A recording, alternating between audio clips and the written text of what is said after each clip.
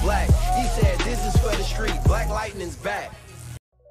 Hello again to all, and welcome back into the channel for this week's character study of Anissa and Jen, aka Thunder and Lightning. And since most of you are new to the channel, please be advised if you have not seen this show yet, understand there will be major spoilers as we discuss the details of these characters. Now, no matter how you may feel about the decisions of these two at times, both Anissa and Jennifer Pierce are the backbone of the show and also serves as that unique lens through which the youth of today relates to this show. So much so that in the pilot or first episode of the show, Jen's voice is the first voice that you hear to introduce you to the ideals embedded within the fabric of Black Lightning. And it was apparent from its inception of the TV series that Salima Akil, the creator, wanted there to be a more positive type of experience for the youth, even though the events surrounding the show would be presented in a what-if type scenario of a young black teenager in America gifted with superpowers, as in Jen's case, as well as a young adult woman who's securing her sexual preference towards women, also gifted with superpowers, as is the case for Anissa.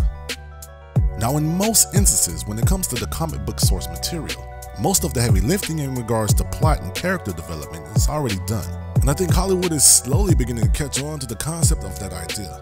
But with the Black Lightning TV series in particular, what ends up in the show, while definitely slightly taking some of its material from the comics, has been reworked to fit into a more grounded canon for the masses. For example, when Grace and Anissa formally introduced themselves, the comic book that protrudes from Grace's back pocket, The Outsiders, which I'm quite sure you put together yourself, is of course referencing their comic book foundation. The two were teammates of the same comic by the same name, but in comic book form, while Grace was an overpowered bouncer, it was their teammate Rex who was the shapeshifter of the group. So then, as it stands, this 2006 run is its obvious template for the show as well as their relationship. And the moment where Grace is beaten within an inch of her life, this also deviates from the comic book template, whereas in the comics, her beating took place while in pursuit of an opponent and not by Anissa's self-defense against a mind-controlled Grace as it transpires in the show.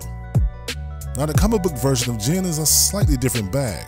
And just like her father, Jen has had direct run-ins with Superman himself, and more importantly, is a key player in stopping a big threat within the JSA comics. She teams up with well-known characters such as The Flash and Dr. Fate, which, as you should know by now from this video, is a pretty big deal.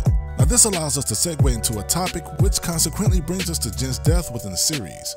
Yes, for those of you who are not aware, Jen does die in the comics, even though she is brought back by Dr. Fate. But of course, her transmogrification within the series, well into its last season, has undoubtedly become a topic of much debate, gossip, and dare I say contention. During my research of this topic, I've encountered varying degrees of what happened. Some report states that once China got the news of Black Lightning's cancellation, it was then that she made the decision to leave. While most reports are consistent, she will be missed. In any case, we've already covered this topic, and the link of that should be at the top of this video. But before I leave this topic, because it is relevant to the show, I will keep it a buck and just say this, without diving into all the shade of the appearance of the new character. You know what I mean? As long as the new actress carries on with the old and familiar traits and personality of Jennifer Pierce, as well as continuing that standard of addressing key issues that will always be relevant to black youth. As is the case when Jennifer went to go talk to her parents about wanting to lose her virginity to Khalil. And mind you, this is pre-painkiller days. These are the type of issues that the young black community is in need of hearing that needs to be verbalized and vocalized on the screen. And as long as this continues with the new actress Lori Kariuki, and again, I hope I'm pronouncing that right, then I can't or literally won't have any issues with the show moving forward, given the amount of time that it has left. Although this does bring me to my last topic surrounding this and Jen's, shall we say, rash run of poor decisions spread without the show's run. Which, to be fair now, ever since my first review, I've always been like, if I see you doing something stupid, I'm gonna tell you. And with that being said, if you give a damn about these characters as much as I have, as well as other audience members I'm pretty sure, then everyone's attitude should be like, I wouldn't expect anything less. So now a must report. This is not in the comics. And again, this is not a critique, it's more so a pure observation thing.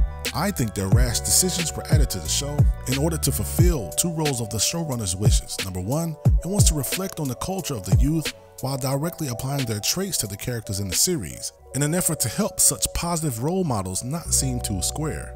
Like, take the Harriet Tubman of Freeland, for instance, aka Anissa, who, just like Jen, just runs into trouble without a moment's notice. Now, while the show attempts to explain this by mentioning over and over in the first season how much Anissa is like her grandfather and her father before her, Watching the two flip between role model and downright dirty vigilantes gets a bit annoying at times. However, perhaps that's what they, meaning the showrunners, feel will keep us glued to the screen because, like I said before, it does not play out this way in the comics. Likewise, the whole Jen and Khalil running away together storyline, which mostly stemmed from Jen being put on a parental house arrest, which, by the way, is the case in the comics, though handled in a more reasonable way.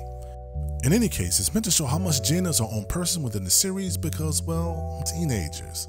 The trouble with being a teenager is you don't know nothing. The problem with teenagers is you think you're smarter than people who've already been down the road you're traveling. However, in whatever way these characters are portrayed, like I've said before, we know their heart is in the right place. Hopefully they can learn from their mistakes as the show goes on. Well, that just about does it. Stay tuned in the Content Meta for more reviews and character studies just like this one. If this is your first time here, feel free to leave a like and subscribe here if you like the content. Now next Monday, our character study will drop, and that will cover Tobias and the gangs, as well as maybe a Painkiller tease.